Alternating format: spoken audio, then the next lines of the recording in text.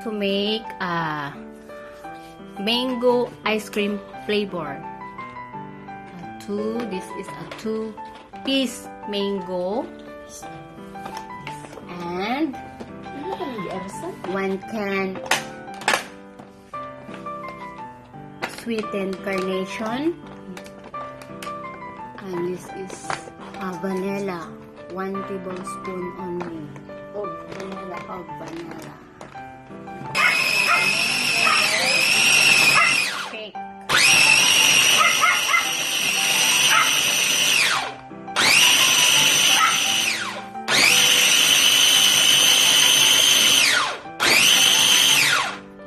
We also put this perfect whipped packing cream. Mix the cream and the condensed milk, 1/4 can, 1/4 of this can. Condensed. Tablespoon of vanilla, and then we mix it. Mixing.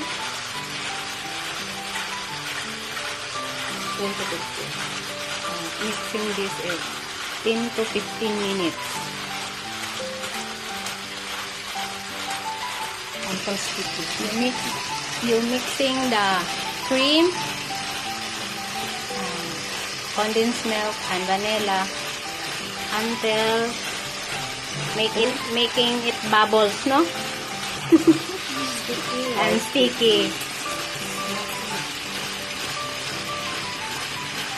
Okay. And then you put blend mango. Ripe mango.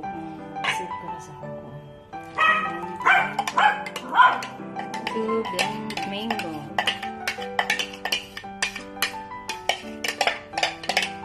Ito ko na kung gagawin mo. Ako naghihok mo. Ang gumawa.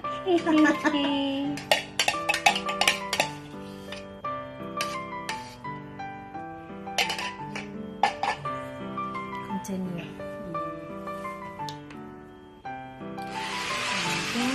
Mixing.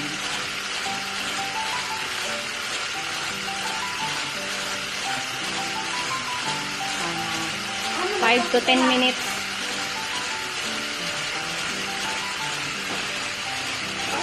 5 to 10 minutes until the bowl is full.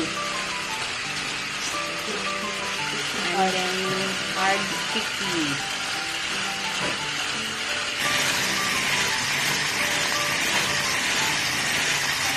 Malapit na siya mag-cool.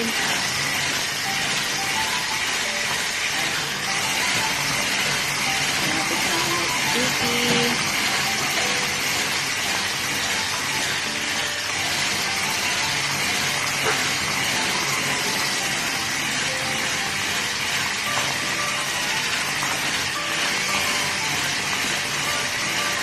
Smells so good. Okay.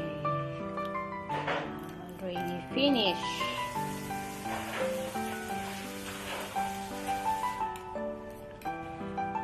Tupperware.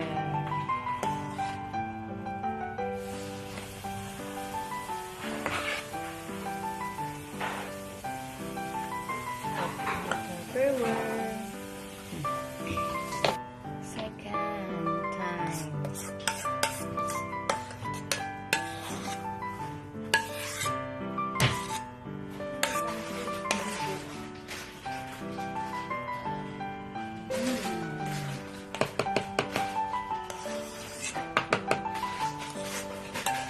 Dali lang paggawa ng ice cream. Very simple, homemade. Tapos, Put to the freezer. makaka-save ka pa. Makaka-save ka pa. And after that, pwede mo siyang ilagay sa freezer. Ito yung homemade namin na ice cream.